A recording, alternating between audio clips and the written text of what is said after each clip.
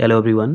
इस वीडियो में हम लोग घटनाचक्र करंट अफेयर्स की एक सीरीज़ को स्टार्ट कर रहे हैं, जिसके अंतर्गत हम लोग जनवरी 2024 से अप्रैल 2024 तक की जितने भी करंट अफेयर्स हैं उन सारे करंट अफेयर्स को हम लोग कंप्लीट करेंगे। तो बेसिकली हम लोग आज स्टार्ट करेंगे जनवरी 2024 से। तो जनवरी 2024 में सबसे पहले हम लोग राष्ट्रीय परिदृश्य की घटनाओं को पढ़ेंगे, फिर अंतर्राष्ट्रीय परिदृश्य की घटनाएँ, फिर आर्थिक पढ़ेंगे, आर्थिक क्रम की जो घटनाएँ होती हैं। उसके बाद इन्वायरमेंट इकोलॉजी से संबंधित जो करंट अफेयर्स होते हैं उनको कंप्लीट करेंगे। उसके बाद यहाँ पे वैज्ञानिक परिदृश्य की घटनाएँ होंगी। उसके बाद लास्ट में हम लोग खेल से जो रिलेटेड क्वेश्चन होते हैं उनको हम लोग कंप्लीट करेंगे।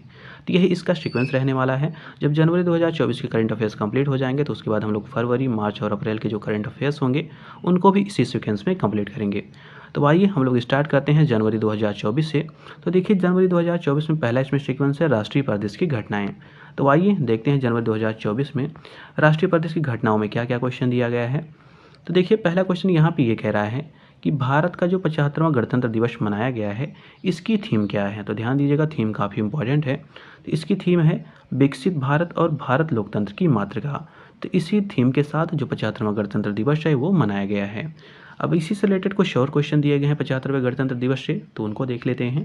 तो देखिए इसमें दूसरा क्वेश्चन ये कह रहा है कि जो 75वां गणतंत्र दिवस मनाया गया है इसके मुख्य अतिथि कौन थे। तो ये थे इमैनुअल मैक्रोन, जो कि फ्रांस के राष्ट्रपति हैं।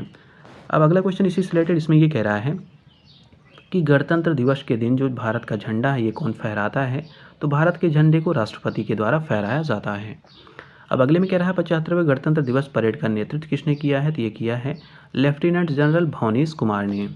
अब अगला क्वेश्चन इसी से संबंधित है। इसमें ये कह रहा है कि 75वें गणतंत्र दिवस पर सबसे झांकी का अवार्ड किस राज्य की झांकी को दिया गया है। तो यह है उड़ीसा राज्य की झांकी का। अब अगला क्वेश्चन ये कह रहा है कि जो राष्ट्रीय मानवाधिकार आयोग है, जिसको हम लोग NHRC कहते हैं, इसने किस आयोग की रिपोर्ट को लागू करने पर जोर दिया है। तो ये दिया है जो ईडेट आयोग है, इसकी सिफारिशों को लागू करने पर जोर दिया है। अब ये ईडेट आयोग क्या है इसके बारे में जान लेते हैं। तो देखिए अगला क्वेश्चन यही कह रहा है कि जो ईडेट आयोग है इसने किसके लिए एक अस्थायी आयोग बनाने की अनुशंसा की है। तो इसने भारत की जो घुमंतू जातियां हैं, अर्धघुमंतू जनजातियां हैं और जो भारत की गैर अधिसूचित जनजातियां हैं, इन्हीं के लिए एक अस्थायी आयोग को बनाने के लिए जो ईटेड आयोग है इसने अनुशंसा की हुई है। अब अगला क्वेश्चन ये कह रहा है कि वर्ष 2014 में किसकी अध्यक्षता में जो ईडेट आयोग है इसको गठन किया गया था। तो अध्यक्षता में गठन किया गया था भीखू रामजी ईडेड। इन्हें इसीलिए देखिए यहाँ पे लिखा गया है ईडेड, इसीलिए इस आयोग का नाम भी दिया गया है ईडेड आयोग। अब अगला क्वेश्चन इसी से रिलेटेड इसमें यह कह रहा है कि इस आयोग ने अपनी रिपोर्ट भारत सरकार को कब सौंपी थी। तो इसने अपनी रिपोर्ट को सौंपा था जनवरी 2018 में। तो ये थे ईडेड आयोग से संबंधित क्वेश्चन। अब अगला क्वेश्चन ये कह रहा है कि अयोध्या में राम मंदिर जो प्राण प्रतिष्ठा है इसका आयोजन कब हुआ है। तो ये हुआ है 22 जनवरी 2024 को। अब अगले में कह रहा है अयोध्या राम मंदिर के लिए किस पारंपरिक वास्तु शैली को अपनाया गया है। तो ये नागर शैली को अपनाया गया है, जो कि मंदिरों के निर्माण की एक शैली है। जो मतलब उत्तर भारत के मंदिर होते हैं वो नागर शैली में बेसिकली बनाए जाते हैं। तो इसी में राम मंदिर जो है वो बनाया गया है। अब अगला क्वेश्चन ये कह रहा है कि राम मंदिर का जो शिलान्यास है वो कब किया गया था। तो ये किया गया था 5 अगस्त 2020 को। अगले में कह रहा है राम मंदिर का जो मुख्य वास्तुकार हैं वो कौन है। तो इनका नाम है चंद्रकांत सोमपुरा। अब अगला क्वेश्चन देखिए, अगले क्वेश्चन में क्या है। तो देखिए अगले क्वेश्चन में कह रहा है राम मंदिर का जो परिमाप है, जिसको हम लोग कह सकते हैं लंबाई, चौड़ाई और ऊंचाई कितनी है। तो लंबाई की बात की जाए तो 380 फीट है, चौड़ाई 250 फीट है और ऊंचाई 161 फीट है। तो ये इसका परिमाप है, या इसको हम लोग कह सकते हैं लंबाई, चौड़ाई और इसका ऊंचाई जो है उसका ये अनुपात है। अब अगला क्वेश्चन ये कह रहा है कि अयोध्या में स्थापित होने वाली भगवान राम की मूर्ति किसके द्वारा बनाई गई है। तो ये बनाई गई कर्नाटक के एक मूर्तिकार हैं जिनका नाम है अरुण योगी राज। तो इन्हीं के द्वारा जो अयोध्या में स्थापित होने वाली भगवान राम की मूर्ति थी इसको इन्हीं के द्वारा बनाया गया है। अब अगला क्वेश्चन देखिए, अगले क्वेश्चन में क्या है। तो देखिए अगले क्वेश्चन में ये कह रहा है कि जो भगवान राम की मूर्ति है इसकी कुल ऊंचाई कितनी है। तो ये है 51 इंच, जिसको अगर हम लोग फिट में कन्वर्ट करें तो ये फिट में आ जाता है 4.25 फीट के नियर अबाउट ये आ जाता है। अब अगला क्वेश्चन ये कह रहा है कि इस मूर्ति का वजन कितना है। जो राम जी की मूर्ति बनी है उसका वजन कितना है। तो यह है लगभग 200 किलोग्राम, मतलब कह सकते हैं 2 क्विंटल के लगभग ये बराबर है। अब अगले क्वेश्चन में कह रहा है किस एजेंसी ने अपनी सतर्कता पत्रिका, जिसका नाम है पहल, इसका अनावरण किया है। तो ये जो पहल है इसका अनावरण किया गया है भारतीय नवीकरणीय ऊर्जा विकास एजेंसी के द्वारा। अब अगला क्वेश्चन ये कह रहा है कि केंद्र सरकार ने कितने लोगों को जीवन रक्षा पदकों से सम्मानित करने की घोषणा की है। तो ये सम्मानित करने की घोषणा हुई 31 पर्सन को। अब अगला देखिए, इसी में ये कह रहा है कि जो जीवन रक्षा पदक होता है ये कितनी श्रेणियों में प्रदान किए जाते हैं। तो ये 3 श्रेणियों में प्रदान किए जाते हैं। पहली श्रेणी है सर्वोत्तम जीवन रक्षा पदक, दूसरा है उत्तम जीवन रक्षा पदक और तीसरा है जीवन रक्षा पदक। तो इन्हीं 3 श्रेणियों में ये जो पुरस्कार हैं ये प्रदान किए जाते हैं। अगला इसी में कह रहा है कि यह जो पुरस्कार है, ये पदक जो होता है ये क्यों दिया जाता है। तो ये साहस और निस्वार्थता के लिए इसको दिया जाता है। अब अगले में कह रहा है 25 जनवरी को किस राज्य का स्थापना दिवस मनाया जाता है। तो ये मनाया जाता है हिमाचल प्रदेश का। अगला इसी में कह रहा है जो हिमाचल प्रदेश है इसका जो अस्तित्व है किस वर्ष आया था, मतलब ये अस्तित्व में किस वर्ष आया था। तो ये आया था वर्ष 1971 में। अब अगला ये क्वेश्चन इसमें ये कह रहा है कि हाल ही में किसे सुप्रीम कोर्ट के न्यायाधीश के रूप में नियुक्त किया गया है। तो इनका नाम है प्रसन्ना वी वार्ले। तो इनको जो सुप्रीम कोर्ट है उसका न्यायाधीश के रूप में इनको नियुक्ति की गई है। इससे पहले कह रहा है कि इससे पहले वो कहाँ के मुख्य न्यायाधीश थे। तो उससे पहले वो कर्नाटक उच्च न्यायालय के मुख्य न्यायाधीश थे। अब अगला क्वेश्चन ये कह रहा है कि जो थाई पुषम त्यौहार है ये कहाँ मनाया गया है, जो कि मनाया गया है 25 जनवरी 2024 को। तो ये मनाया जाता है तमिलनाडु में। तो ध्यान दीजिएगा थाई पुषम कहाँ पे मनाया जाता है, तो ये तमिलनाडु में मनाया जाता है। अब अगला क्वेश्चन देखिए, अगले क्वेश्चन में कह रहा है कि जो जोजिला दर्रा है इसको बंद होने के कारण कह रहा है किन स्थानों के लोगों का आवागमन जो हेतु है, जो आवागमन है उसके लिए हवाई कोरियर सेवा की शुरुआत हुई है। तो ये हुई है कारगिल और लद्दाख के मध्य जो मतलब यात्रा होगी उसी के लिए हवाई कोरियर सेवा की स्टार्टिंग की गई है। क्यों स्टार्ट किया गया है, क्योंकि जो जोजिला दर्रा है वो बंद हो गया है। तो इसलिए कारगिल से अगर किसी को लद्दाख जाना है तो उसके लिए हवाई कोरियर सेवा की शुरुआत की गई है। अब अगला क्वेश्चन इसमें ये कह रहा है कि इस कोरियर सेवा का क्या नाम है। तो इसका नाम है AN32 कारगिल कोरियर सेवा। तो इसका ये नाम है। अब अगला क्वेश्चन ये कह रहा है कि हाल ही में किसे मरणोपरांत भारत रत्न से सम्मानित किए जाने की घोषणा हुई है। तो ये थे बिहार के पूर्व मुख्यमंत्री जिनका नाम है कर्पूरी ठाकुर। तो इन्हीं को मरणोपरांत जो है भारत रत्न से सम्मानित करने की घोषणा हुई है। अब अगला क्वेश्चन देखिए, अगले क्वेश्चन में क्या है। तो देखिए इसमें कह रहा है कि जो कर्पूरी ठाकुर हैं जिनको ये मतलब भारत रत्न देने की बात की गई है या घोषणा की गई है, तो ये कह रहा है कि कर्पूरी ठाकुर को उनके अनुयायी किस नाम से जानते हैं। तो उनको जन नायक के नाम से जाना जाता है। अगले में कह रहा है 14वीं अखिल भारतीय पुलिस कमांडो प्रतियोगिता है ये कहाँ पे संपन्न हुई है, यही हुई संपन्न विशाखापत्तनम में। अगले में कह रहा है डेजर्ट जो फेस्टिवल है 2024 इसका आयोजन कहाँ पे किया गया है। तो डेजर्ट से आप लोग थोड़ा गेस भी कर सकते हैं कि राजस्थान का कोई क्षेत्र होगा। तो ये है बेसिकली जैसलमेर में। अब अगले में कह रहा है जो डेजर्ट फेस्टिवल मनाया गया है 2024 में जिसका आयोजन किया गया है, अब इसकी थीम क्या है। तो ध्यान दीजिएगा इसकी थीम है बैक टू द डेजर्ट्स। अब अगला क्वेश्चन देखिए, अगले क्वेश्चन में ये कह रहा है कि एयरबस के द्वारा निर्मित किस विमान की सेवा जो है एयर इंडिया ने भारत में शुरू की है। तो इसका नाम है एयरबस A350-900। तो ये है एयरबस का नाम। अब अगला देखिए, इसी में ये कह रहा है कि यह फ्लाइट किन दो शहरों के बीच शुरू हुई है। तो ये शुरू हुई है बेंगलुरु से मुंबई के मध्य। अगले में कह रहा है ममानी खाद्य महोत्सव ये कहाँ पर आयोजित किया गया। तो ये आयोजित किया गया है लद्दाख में। क्या है ये, तो इसका नाम है ममानी खाद्य महोत्सव। तो इसका आयोजन लद्दाख में किया गया है। अब ये पूछा जा रहा है इसी में कि यह किस प्रकार का उत्सव है। तो ये एक निर्जातीय जिसको हम लोग एथनिक कहते हैं इसका ये उत्सव है। अब अगला क्वेश्चन ये कह रहा है कि डिजिटल फॉरेंसिक उत्कृष्टता केंद्र का उद्घाटन गृह मंत्री अमित शाह के द्वारा कहाँ पे किया गया है। तो ये किया गया है गांधीनगर गुजरात में। अगले में कह रहा है यूपी गौरव सम्मान किसे दिया गया है। तो ये दिया गया है डॉक्टर ऋतु करिथाल को और नवीन तिवारी को। तो इनको क्या मिला है, तो इनको यूपी गौरव सम्मान से सम्मानित किया गया है। अब अगला क्वेश्चन इसी में ये कह रहा है कि इनके तहत जो इनको पुरस्कार राशि है वो कितनी दी गई है। तो इनको 11 लाख की जो पुरस्कार राशि है वो प्रदान की गई है। अब इसी में ये कह रहा है कि डॉक्टर जो ऋतु करिथाल हैं ये हैं कौन। तो ये भारतीय वैज्ञानिक हैं जो कि इसरो में हैं। दूसरे हैं नवीन तिवारी, ये कौन है, तो ये फिर ये एक उद्यमी हैं जो कि कानपुर के उद्यमी हैं। तो इन्हीं को ये जो सम्मान है जिसको हम लोग कहते हैं यूपी गौरव सम्मान ये प्रदान किया गया है। अब अगला क्वेश्चन ये कह रहा है कि हमारा संविधान हमारा सम्मान जो अभियान है इसका उद्घाटन किसके द्वारा किया गया है। तो इसका उद्घाटन जो है उपराष्ट्रपति जो है हमारे जिनका नाम है जगदीप धनखड़, इन्हीं के द्वारा इसको स्टार्ट किया गया है। अब इसी में क्वेश्चन ये कह रहा है कि इस योजना का संबंध किस मंत्रालय से है। इसका संबंध है कानून और न्याय मंत्रालय से। अब अगला क्वेश्चन ये कह रहा है कि सौर ऊर्जा को बढ़ावा देने के लिए प्रधानमंत्री नरेंद्र मोदी द्वारा किस योजना की घोषणा की गई है। तो योजना का नाम है प्रधानमंत्री सूर्योदय योजना। तो ये इसका उद्देश्य क्या है, तो इसका उद्देश्य ये है कि जो सौर ऊर्जा है उसको बढ़ावा दिया जाए। अब अगला इसी में ये कह रहा है कि इस योजना के तहत कितने घरों की छतों पर सौर ऊर्जा पैनल लगाए जाएंगे। कि 1 करोड़ जो घर होंगे उनकी छतों पर सौर ऊर्जा पैनल लगाए जाएंगे। अगले में कह रहा है मधिका, ध्यान दीजिएगा जो मधिका भाषा है कह रहा है भारत के किस क्षेत्र में बोली जाती है, तो दक्षिण भारत के जो कुछ क्षेत्र हैं वहाँ पे मधिका भाषा बोली जाती है। अब इस पर खतरा ये हो गया है मधिका भाषा पर, कह रहा है कि ये भाषा लुप्त होने के कगार पर क्यों आ गई है। क्योंकि देखिए जो युवा पीढ़ी है वहाँ की, वो मलयालम भाषा है उसको ज़्यादा अपना रही है, इसलिए जो ये मधिका भाषा है ये लुप्त होने के कगार पर पहुँच गई है। तो ये इसका रीज़न है।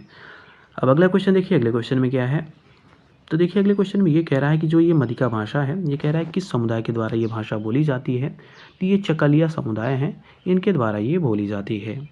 अब अगले में कह रहा है संयुक्त राष्ट्र महासभा, जिसको हम लोग UNGA के भी नाम से जानते हैं, इनके अध्यक्ष का दौरा भारत में कब हुआ है, तो ये हुआ 22 से 26 जनवरी 2024 को। अब अगले में क्वेश्चन में ये कह रहा है कि जो संयुक्त राष्ट्र महासभा इसके वर्तमान अध्यक्ष कौन है, काफ़ी इंपॉर्टेंट है। जो संयुक्त महासभा है इसके वर्तमान अध्यक्ष हैं डेनिस फ्रांसिस, याद रखिएगा डेनिस फ्रांसिस इसके वर्तमान अध्यक्ष हैं। अब अगला क्वेश्चन कह रहा है कि केंद्रीय आयुष मंत्री जिनका नाम है सर्बानंद सोनोवाल, इन्होंने अत्याधुनिक आयुष दीक्षा केंद्र की आधारशिला कहाँ पर रखी है, तो ये भुवनेश्वर जो कि उड़ीसा में स्थित है, यहाँ पे इन्होंने इसकी आधारशिला रखी है। अब अगला क्वेश्चन ये कह रहा है कि दिल्ली में JP नड्डा ने किस अभियान की शुरुआत की है, तो इस अभियान का नाम है गाँव चलो अभियान। अगले में कह रहा है मध्याह्न भोजन के लिए एक ही जो केंद्रीकृत अक्षय पात्र योजना है, इसकी कह रहा है नई रसोई का उद्घाटन किस राज्य में किया गया, तो ये किया गया है झारखंड में। अब अगला क्वेश्चन ये कह रहा है इसी में कि इस कार्यक्रम के मुख्य अतिथि कौन थे, तो इस समय जो मुख्य अतिथि है उसके तो ये राज्यपाल थे जिनका नाम था CP राधाकृष्णन, जो कि झारखंड के राज्यपाल थे। अब अगला क्वेश्चन ये कह रहा है कि उत्तरी पूर्वी जो अंतरिक्ष अनुप्रयोग केंद्र है, ये जो सोसाइटी है इसकी 11वीं बैठक का आयोजन कहाँ पे किया गया। कहने का मतलब ये है जो उत्तरी पूर्वी अंतरिक्ष अनुप्रयोग केंद्र सोसाइटी है, इसकी 11वीं बैठक का पूछा जा रहा है आयोजन कहाँ पे हुआ है, तो इसका आयोजन हुआ शिलांग मेघालय में। अब इसी में कह रहा है कि इस बैठक की अध्यक्षता किसके द्वारा की गई है, तो अमित शाह जी के द्वारा इसकी अध्यक्षता की गई है, जो कि केंद्रीय गृह और सहकारिता मंत्री हैं। अब अगला क्वेश्चन ये कह रहा है कि दुनिया का सबसे बड़ा हस्तनिर्मित ताला कहाँ से अयोध्या पहुँचा है, तो यह है अलीगढ़। मतलब अलीगढ़ से जो अलीगढ़ के ताले काफ़ी विख्यात भी होते हैं, तो वहाँ से कह रहा है कि दुनिया का सबसे बड़ा हस्तनिर्मित एक ताला है जो कि अयोध्या भेजा गया है। अब इस ताले का वजन कितना है ये ध्यान दीजिएगा, तो इस ताले का वजन है 400 किलोग्राम। अब अगला क्वेश्चन ये कह रहा है कि शिक्षा मंत्रालय ने कितने वर्ष से कम आयु के विद्यार्थियों के लिए कोचिंग में प्रवेश को रोक लगा दिया है। मतलब एक ऐसा नियम बनाया गया है कि जो 16 साल से कम उम्र के बच्चे होंगे उनकी कोचिंग जाने पर रोक लगा दिया गया है। तो ये है 16 वर्ष की आयु, मतलब इससे अगर कम का कोई बच्चा रहेगा तो उसको कोचिंग नहीं भेजा जाएगा। अब अगला क्वेश्चन ये कह रहा है कि केंद्रीय मंत्री प्रहलाद जोशी के द्वारा कहाँ पर खनन मंत्रियों के सम्मेलन का उद्घाटन किया गया है, तो ये भोपाल में किया गया है। अगर पूछा जाए इस कार्यक्रम के मुख्य अतिथि कौन थे, तो इस कार्यक्रम मुख्य अतिथि थे मोहन यादव, जो कि मुख्यमंत्री हैं मध्य प्रदेश के। अब अगला क्वेश्चन ये कह रहा है कि हाल ही में 71वें जो पूर्वोत्तर परिषद है इसकी बैठक का आयोजन कहाँ पे हुआ है, तो ये शिलांग मेघालय में हुआ है। अगले में कह रहा है पूर्वोत्तर परिषद की अध्यक्षता कौन करता है, तो ये भारत के गृह मंत्री करते हैं। ये स्टैटिक क्वेश्चन है, जान दीजिएगा। जो पूर्वोत्तर परिषद है इसकी अध्यक्षता भारत के गृह मंत्री करते हैं। अब अगला क्वेश्चन ये कह रहा है कि जाति आधारित जनगणना शुरू करने वाला देश का दूसरा राज्य कौन सा है, तो यह है आंध्र प्रदेश। अब अगला क्वेश्चन देखिए, अगले क्वेश्चन में क्या है, तो देखिए अगले क्वेश्चन में ये कह रहा है कि MP लेट्स ये योजना जो है इसके तहत संशोधित जो फंड फ्लो प्रक्रिया है इसके हेतु किस मोबाइल ऐप को लॉन्च किया गया है। तो एक ऐप है जिसको लॉन्च किया गया, इसका नाम है MP let's E Sakshi app. ये किस लिए लागू किया गया है, तो ये लागू किया जो MP लेट्स योजना है इसके तहत जो संशोधित फंड फ्लो होंगे उन्हीं की प्रक्रिया को आसान बनाने के लिए इसको स्टार्ट किया गया है। अब अगला क्वेश्चन इसी से रिलेटेड इसमें ये कह रहा है कि इसे किस मंत्रालय द्वारा जारी किया गया है, तो इसको सांख्यिकी और कार्यक्रम क्रियान्वयन मंत्रालय जो है उसी के द्वारा इसको जारी किया गया है। अब अगला क्वेश्चन ये कह रहा है कि जो मत्स्य उत्पादन है इसको बढ़ावा देने हेतु कृत्रिम चट्टान परियोजना कहाँ पर शुरू की गई है, तो क्या है ये कृत्रिम चट्टान योजना है जिसका उद्देश्य है कि जो मछली उत्पादन है इसको बढ़ावा दिया जाए। तो इसकी स्टार्ट हुई है बिझिंजम केरल से। अब अगला क्वेश्चन ये कह रहा है कि किस क्षेत्र में लड़कियों के प्रवेश का समर्थन करने हेतु बोइंग सुकन्या कार्यक्रम शुरू किया गया है, तो ये है विमानन क्षेत्र। तो विमानन क्षेत्र में लड़कियों के प्रवेश के लिए ये जो कार्यक्रम है इसको स्टार्ट किया गया है। अगर पूछा जाए इस कार्यक्रम का शुभारंभ किसने किया है, तो ये शुभारंभ किया गया है नरेंद्र मोदी जी के द्वारा। अब अगले क्वेश्चन में ये कह रहा है पुनर्योजी जो पर्यटन है, पुनर्योजी पर्यटन इसको शुरू करने वाला भारत का पहला राज्य कौन बना है। काफ़ी इंपॉर्टेंट है क्योंकि ये पहला राज्य बना है, तो ये है गोवा राज्य जिसने पुनर्योजी पर्यटन को शुरू किया है।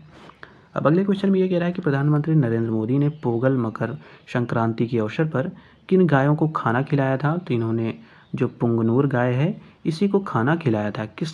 कौन सा ये अकेजन था, मतलब कौन सा त्यौहार था? तो ये था पोंगल मकर संक्रांति का त्यौहार। अब पुंगनूर जो गाय है इसके बारे में जान लीजिए। तो देखिए जो पुंगनूर गाय है ये पूछा जा रहा है किस राज्य की ये मूल प्रजातियाँ हैं? तो ये आंध्र प्रदेश की प्रजातियाँ हैं। अगर इन गायों की सामान्य ऊंचाई पूछी जाए लगभग कितनी है? तो ये 3 से 5 फीट की इनकी ऊंचाइयाँ होती हैं।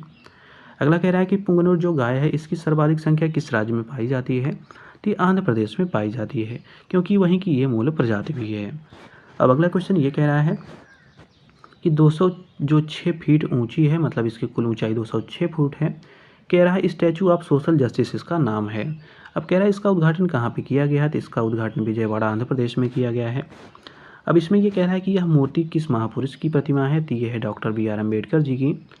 अब अगले में कह रहा है किस राज्य में 9 साल के अंतराल के बाद मोहजुज, जिसको हम लोग कहते हैं भैंसों की लड़ाई प्रतियोगिता, इसको शुरू किया गया है? तो ये शुरू किया गया है असम में। क्या नाम है इसका?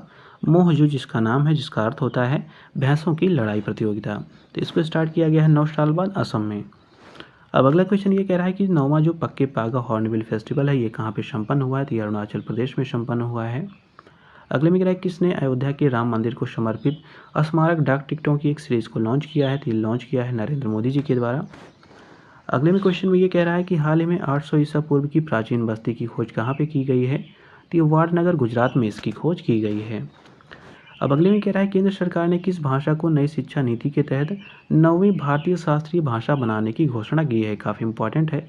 अभी तक जैसा आप लोग जानते भी होंगे कि स्टैटिक जो जीके में पूछा जाता है कि कितनी शास्त्रीय भाषाएं हैं, तो टोटल अभी बात है कि 8 शास्त्रीय भाषाएं थी। अब 9वीं भाषा की बात चल रही है उसमें जोड़ने की। अब इस भाषा का नाम क्या होगा? ये भाषा कौन सी होगी? तो ये होगी फारसी भाषा, जिसको कहा जा रहा है कि 9वीं शास्त्रीय भाषा के रूप में इसको बनाया जाएगा। अब अगला क्वेश्चन देखिए, अगले क्वेश्चन में क्या है? तो देखिए अगले क्वेश्चन में कह रहा है किस राज्य ने, ध्यान दीजिएगा, कह रहा है किस राज्य ने पहले ग्रीन अमोनिया प्लांट के लिए आईनॉक्स एयर प्रोडक्ट्स के साथ समझौता किया है? तो ये किया है महाराष्ट्र ने।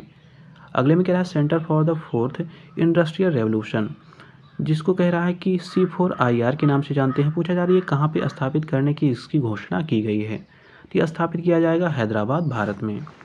अब अगला कह रहा है कि यह सेंटर किसके द्वारा स्थापित किया जाएगा? तो ये विश्व आर्थिक मंच, जिसको हम लोग WEF कहते हैं, इसके द्वारा यह स्थापित किया जाएगा। अगले में क्या है, इस सेंटर का मुख्य फोकस जो होगा वो किन क्षेत्रों पर होगा? तो ये स्वास्थ्य और जीव विज्ञान जो होगा, ये क्षेत्र जो होगा इसी पर इसका मुख्य फोकस होगा। अब अगले क्वेश्चन में ये कह रहा है कि जो ब्रिटिश पेट्रोलियम है इसने कह रहा है कहाँ पर तकनीकी केंद्र स्थापित करने की घोषणा की है? तो ये की है पुणे, महाराष्ट्र में। अगले में कह रहा है IIT मद्रास ने ई मोबिलिटी सिमुलेशन लैब कहाँ पे लॉन्च करने के लिए एक समझौता किया है? तो ये किया है अल्टेयर में। मतलब कह रहा है कि किसके साथ ये किया है? तो ये जो अल्टेयर है उसी के साथ जो ई मोबिलिटी सिमुलेशन लैब है ये लॉन्च किया जाएगा IIT मद्रास के द्वारा। अब अगला ये कह रहा है कि जो अल्टेयर है ये कह रहा है किस देश की बहुराष्ट्रीय सूचना प्रौद्योगिकी कंपनी है? तो ये है अमेरिका की।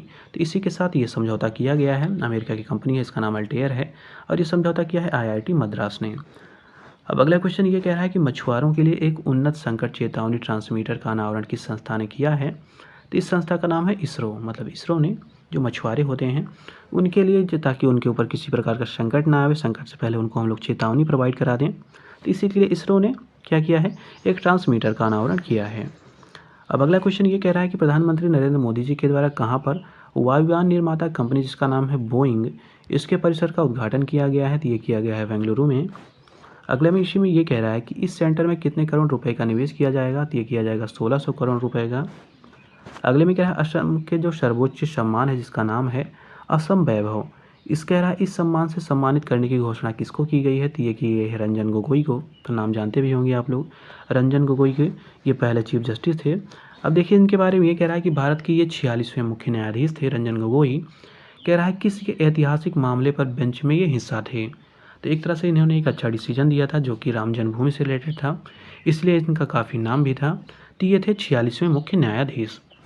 अब अगला क्वेश्चन ये कह रहा है कि सरकार ने किस वर्ष तक सड़क दुर्घटना में होने वाली मृत्यु को 50% तक कम करने का लक्ष्य रखा है? तो ये रखा है वर्ष 2030 तक। अब अगला इसी में ये कह रहा है कि भारत में हर घंटे जो सड़क दुर्घटनाएं हैं इनकी औसतन मात्रा कितनी है, मतलब कितने लोग हैं जो कि हर घंटे मृत्यु का शिकार होते हैं सड़क दुर्घटना में। तो ये है 19, मतलब 19 लोगों की मृत्यु हर घंटे हो जाती है दुर्घटना से। अब अगला क्वेश्चन ये कह रहा है कि विंग्स इंडिया 2024 जो कार्यक्रम है इसका आयोजन कहाँ पे किया गया है। तो इसका आयोजन किया गया बेगमपेट हवाई अड्डे पर, जो कि है हैदराबाद में। अगले में कह रहा है अमेरिकी एरोस्पेस कंपनी जिसका नाम है बोइंग, इसने भारत में पहला वितरण केंद्र कहाँ पर खोला है। तो पहला वितरण केंद्र खोला है खुर्जा, उत्तर प्रदेश में। ध्यान दीजिएगा, जो बोइंग कंपनी है वो अमेरिका की कंपनी है। अब अगला क्वेश्चन ये कह रहा है कि प्रसिद्ध उर्दू शायर जिनका नाम है मुनव्वर राणा, इनका निधन कहाँ पे हुआ है। तो इनका निधन लखनऊ में हुआ है। अब अगला क्वेश्चन ये कह रहा है कि इन्हीं से संबंधित है, इनमें कह रहा है किस कविता के लिए वर्ष 2014 में उनको साहित्य अकादमी पुरस्कार से सम्मानित किया गया था। तो इनकी जो कविता थी उसका नाम था शाह दावा, इसी के लिए इनको साहित्य अकादमी पुरस्कार से सम्मानित किया गया था 2014 में। अगले में कह रहा है भारत की पहली सौर ऊर्जा संचालित नाव जो है किस नदी में चलेगी। तो ये सरयू में चलेगी। जो बेसिकली सरयू नदी है वो कहाँ पे है, तो वो अयोध्या में है, तो यहीं पर चलाई जाएगी। अगले में कह रहा है भारत का पहला केंद्र वित्त पोषित जो गाय अभ्यारण्य है ये कहाँ पे बनाया जाएगा। काफ़ी इंपॉर्टेंट है क्योंकि भारत का ये पहला होगा। तो ये बनाया जाएगा गाय अभ्यारण्य मुजफ्फरपुर उत्तर प्रदेश में, मुजफ्फरनगर उत्तर प्रदेश में। अगले में कह रहा है कृत्रिम बुद्धिमत्ता जिसको हम लोग AI कहते हैं, आर्टिफिशियल इंटेलिजेंस। इसमें कह रहा है कृत्रिम बुद्धिमत्ता शहर कहाँ पर स्थापित करने का प्रस्ताव दिया गया है। तो यह स्थापित किया जाएगा लखनऊ उत्तर प्रदेश में। अब अगला क्वेश्चन ये कह रहा है कि राष्ट्रीय सीमा शुल्क अप्रत्यक्ष कर और नारकोटिक्स जो अकादमी है, कह रहा है कि नए परिसर का उद्घाटन कहाँ पे किया गया है। तो ये पाल समुद्रम श्री सत्य साई जो कि आंध्र प्रदेश में है, यहीं पर इस परिसर का उद्घाटन किया गया है। अब अगले में कह रहा है जल्लीकट्टू जो प्रतियोगिता है इसका आयोजन कहाँ पे किया गया है। तो ये तमिलनाडु में किया गया है। अगले में कह रहा है किस राज्य ने अपना विश्वविद्यालय कार्यक्रम शुरू किया है, विद्यालय कार्यक्रम शुरू किया है। तो ये किया है हिमाचल प्रदेश ने। ये क्या है, तो ये कह रहा है किस राज्य ने अपना पहला विद्यालय कार्यक्रम शुरू किया है। तो ये किया है हिमाचल प्रदेश ने। अब अगले क्वेश्चन में कह रहा है कि मकर संक्रांति के अवसर पर मकर विलक्कू जो उत्सव है ये कहाँ पर आयोजित किया गया है। तो ये आयोजित किया गया सबरीमाला मंदिर में, जो कि केरला में है। ये काफ़ी न्यूज़ में भी रहता था पहले 2-3 साल पहले करंट अफेयर्स में, क्योंकि यहाँ पे महिलाओं का जो प्रवेश है उसको अनुमति नहीं थी, तो एक सुप्रीम कोर्ट ने डिसीजन भी लिया था, तो इसलिए काफ़ी न्यूज़ में भी रहता था। अब अगला क्वेश्चन ये कह रहा है कि भारत के किस राष्ट्रीय राजमार्ग पर कह रहा है स्टील स्लैग रोड का उद्घाटन किया जाएगा। अब ये स्टील स्लैग क्या होता है इसको भी जानेंगे। तो देखिए, पहले कह रहा है कि स्टील स्लैग रोड का उद्घाटन कहाँ पे होगा, तो किस राजमार्ग पर। ये होगा NH-66 जो कि मुंबई से गोवा को जोड़ेगा। तो देखिए, अब स्टील स्लैग रोड क्या होता है, तो इसका उद्देश्य, इसका मतलब ये होता है कि भारत की, देखिए कह रहा है कि पहले स्टील स्लैग का निर्माण कहाँ पे होगा, तो ये सूरत में होगा। और जो स्टील स्लैग रोड होता है इसका मतलब ये होता है कि जो इस्पात उद्योग होता है उसमें जो कचरे निकलते हैं तो उन कचरे का यूज क्या किया जाएगा, तो उन कचरों का यूज किया जाएगा सड़क के निर्माण में। तो इसलिए इसको स्टील स्लैग जो रोड है वो कहा जाता है। मतलब जो इस्पात उद्योग है उसमें जो कचरे निकलते हैं तो उन कचरों को वेस्ट ना किया जाए, इससे क्या किया जाएगा, इससे सड़क बनाया जाएगा। इसीलिए इसको स्टील स्लैग रोड के नाम से भी जाना जाता है। अब अगला क्वेश्चन ये कह रहा है कि भारतीय मौसम विभाग की स्थापना कितने वर्ष की, मतलब इसकी स्थापना के कितने वर्ष पूरे हुए हैं। तो ये हुए हैं 150 वर्ष। अगले में कह रहा है IMD की स्थापना कब हुई थी, तो ये 1875 में हुई थी, याद रखिएगा, ये 1875 में इसकी स्थापना हुई है। अब अगले में कह रहा है विश्वविद्यालय अनुदान जिसको हम लोग UGC कहते हैं, इसके द्वारा कह रहा है कार्यान्वित मूल्य प्रवाह 2.0 किससे संबंधित है। तो ये उच्च शिक्षा में मूल्य और नैतिकता से ये संबंधित है। अब अगले में ये कह रहा है किस राज्य के मुख्यमंत्री ने 14 नए पुस्तकालयों का उद्घाटन किया है। तो ये किया है पंजाब के मुख्यमंत्री ने। अगले में कह रहा है पंजाब के मुख्यमंत्री कौन है, तो ये भगवंत मान है। अब अगले में कह रहा है नव मतदाता पंजीकरण पोर्टल का शुभारंभ किस राजनीतिक दल ने किया है। तो ये किया है भारतीय जनता पार्टी ने। अब अगला क्वेश्चन देखिए, अगले क्वेश्चन में क्या है, तो देखिए अगले क्वेश्चन में ये कह रहा है कि एक वाहन एक फास्टैग जो पहल है इसका शुभारंभ किसने किया है। तो ये किया है भारतीय राष्ट्रीय राजमार्ग प्राधिकरण है, जिसको हम लोग NHAI कहते हैं। अब फास्टैग क्या होता है, तो ध्यान दीजिएगा, फास्टैग का मतलब होता है रेडियो फ्रीक्वेंसी आइडेंटिफिकेशन टैग, ये इसका फुल फॉर्म होता है। कह रहा है पहली बार फास्टैग कब शुरू किया गया था, तो ये वर्ष 2014 में शुरू किया गया था। अगले में कह रहा है वंचित युवाओं को रोजगार उपलब्ध कराने के लिए मिशन 60,000 ये जो पहल है ये किस राज्य ने स्टार्ट किया है, तो ये स्टार्ट किया गया हरियाणा की सरकार ने। अगले में कह रहा है NLCIL जो इसका नाम है NLC इंडिया लिमिटेड, जिसको हम लोग NLCIL कहते हैं, इसने कह रहा है कि इसके साथ 2400 मेगावाट की थर्मल जो पावर परियोजना है इसके हेतु अनुबंध किया है, मतलब समझौता किया है किसके साथ, ये किया है भारत हेवी इलेक्ट्रिकल लिमिटेड के द्वारा, जिसको हम लोग भेल कहते हैं। अब ये कह रहा है कि इसकी स्थापना कहाँ पर की जाएगी, मतलब जो NLCIL है, कह रहा है इसकी स्थापना कहाँ पर की जाएगी, तो इसकी स्थापना झारसुगुड़ा में की जाएगी। अगले में कह रहा है NLCIL किस मंत्रालय के अधीन कार्य करती है, तो ये कोयला मंत्रालय के अंतर्गत काम करती है। अगला इसी में कह रहा है NL जो CIL है ये किस श्रेणी की कंपनी है, तो ये नवरत्न जो का दर्जा जो होता है, नवरत्न का दर्जा प्राप्त ये कंपनी है।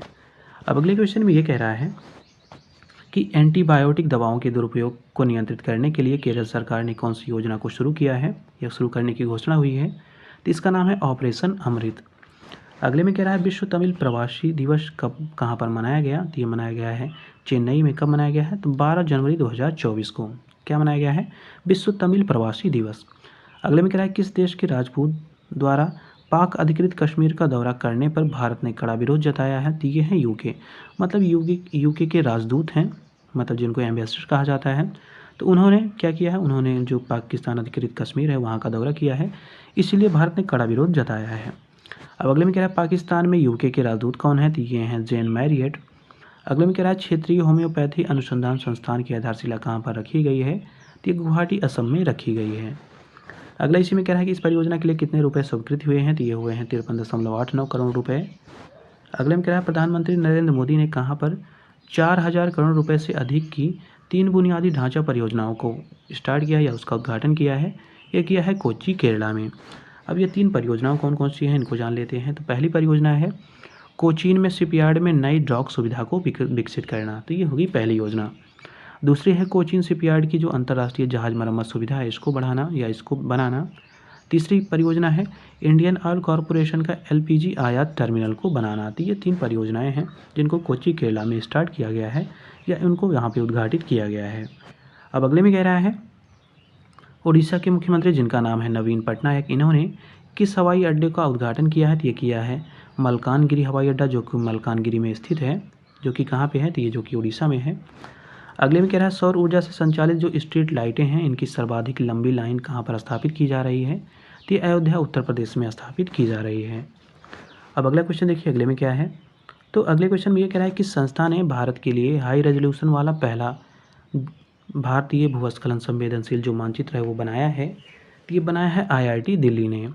अब अगला क्वेश्चन इसी से रिलेटेड ये कह रहा है कि जो राष्ट्रीय भूस्खलन जोखिम प्रबंधन रणनीति है ये कब अपनाई गई थी, तो ये अपनाई गई थी वर्ष 2019 में। अगले में कह रहा है किस भारतीय संगीत कह रहा है शास्त्रीय संगीतकार को कह रहा है संगीतकार का कोलकाता में निधन हो गया, तो ये थे राशिद खान। तो ध्यान दीजिएगा राशिद खान अगर पूछा जाए किससे संबंधित थे, तो ये शास्त्रीय संगीतकार थे ये। अब अगला ये कह रहा है कि उस्ताद जो राशिद खान हैं ये किस घराने से संबंधित थे, तो ये रामपुर जो शहसवान घराना है यहाँ से ये संबंधित थे। अगले में कह रहा है उन्हें पद्म जो भूषण पुरस्कार है वो कब प्रदान किया गया था, तो ये 2022 में इनको प्रदान किया गया था। अगले में कह रहा है उनका जन्म उत्तर प्रदेश के किस ज़िले में हुआ था, तो ये इनका जन्म बदायूं में हुआ था 1 जुलाई 1968 को। अब अगला क्वेश्चन ये कह रहा है कि भारत में AI ओडेसी कार्यक्रम किसके द्वारा लॉन्च किया गया है, तो ये लॉन्च किया गया है माइक्रोसॉफ्ट के द्वारा। और इस कार्यक्रम का उद्देश्य क्या है, तो इसका उद्देश्य है A2I और एप्लीकेशन कह रहा है एप्लीकेशन में 1 लाख भारतीय डेवलपर्स को प्रशिक्षण करना। मतलब AI जो टूल्स है, मतलब जिसको हम लोग आर्टिफिशियल इंटेलिजेंस कहते हैं, उसमें जो एप्लीकेशंस होते हैं मतलब ये कैसे काम करता है, तो इसी में 1 लाख भारतीय जो बच्चे होंगे उनको यहाँ पे प्रशिक्षण देने का कार्यक्रम किया जाएगा और जिसको स्टार्ट किया है माइक्रोसॉफ्ट के द्वारा किया गया है इसको स्टार्ट।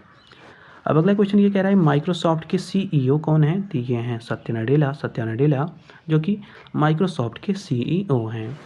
अब अगले क्वेश्चन में ये कह रहा है कि भारत के सर्वाधिक लंबे जो समुद्री पुल है इसका उद्घाटन कहाँ पे हुआ है, यह हुआ है मुंबई महाराष्ट्र में।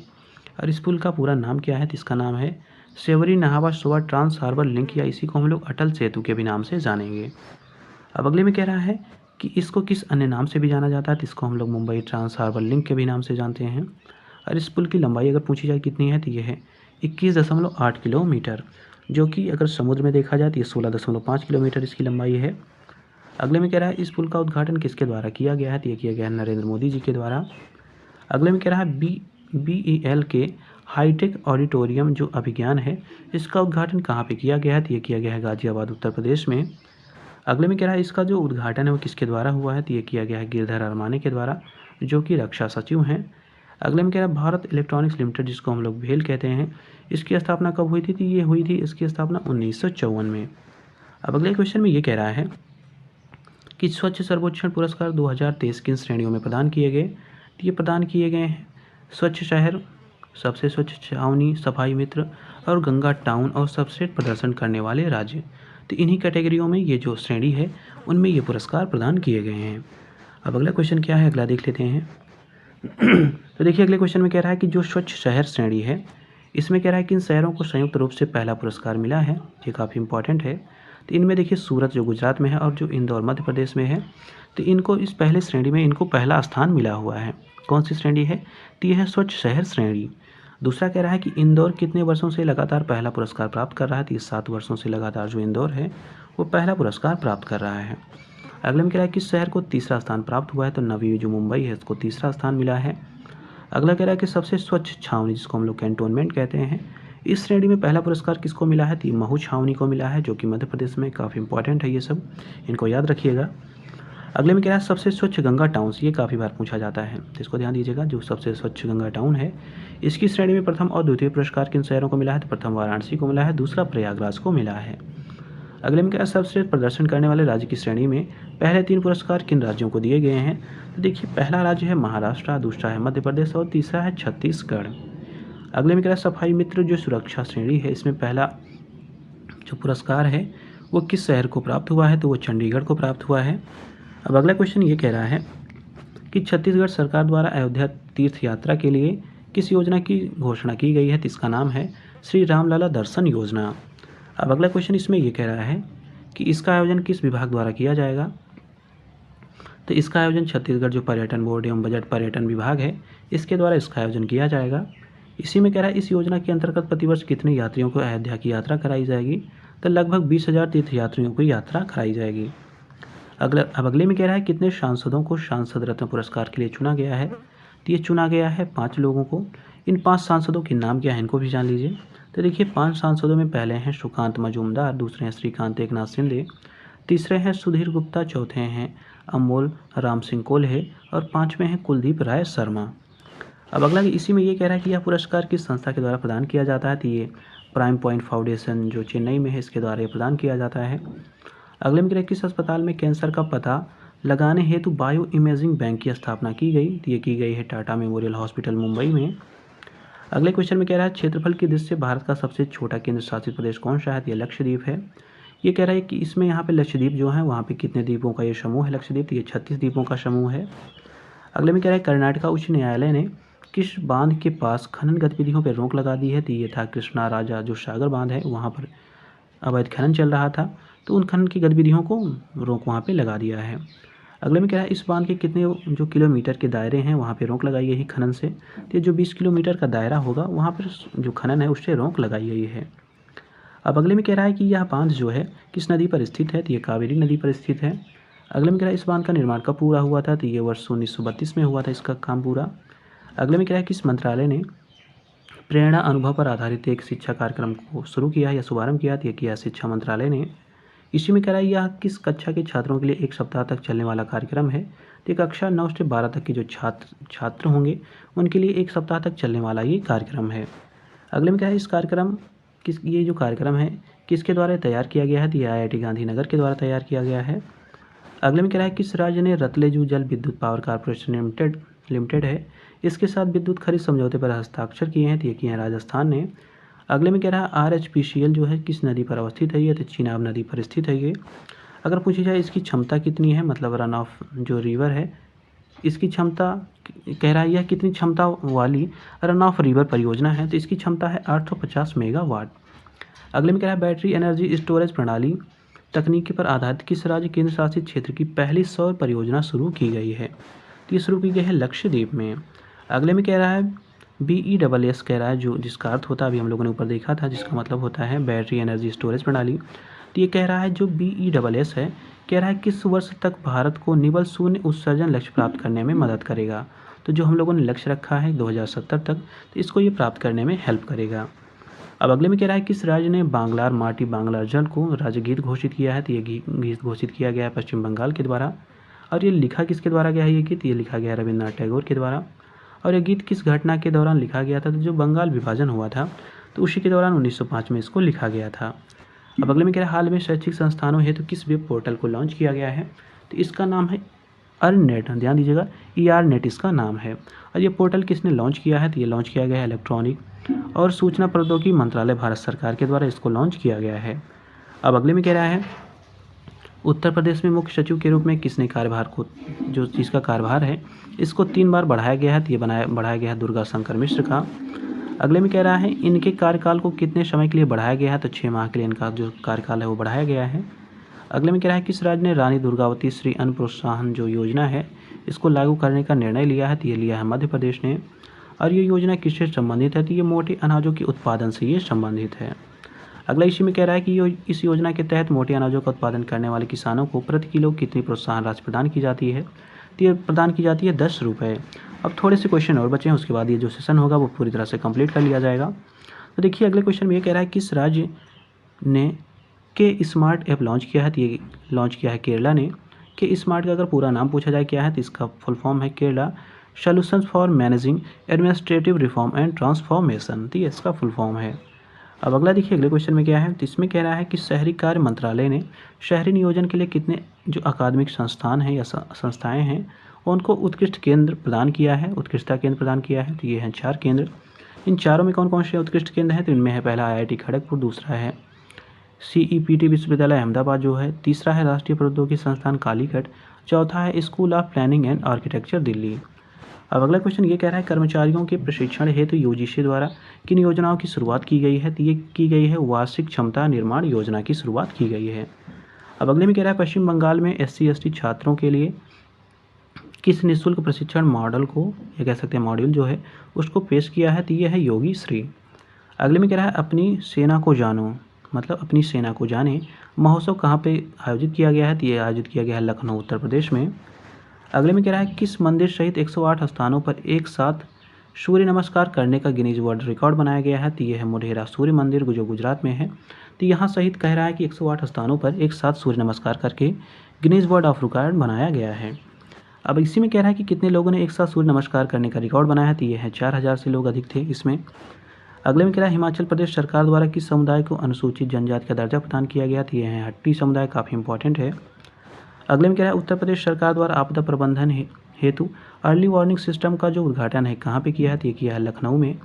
अगले में कह रहा है इस केंद्र का नाम क्या है, तो इसका नाम है राहत वाणी सेंटर। तो जो राहत वाणी सेंटर होगा वो क्या है, वो आपदा प्रबंधन हेतु अर्ली वार्निंग सिस्टम का उद्घाटन यहाँ पे किया गया है।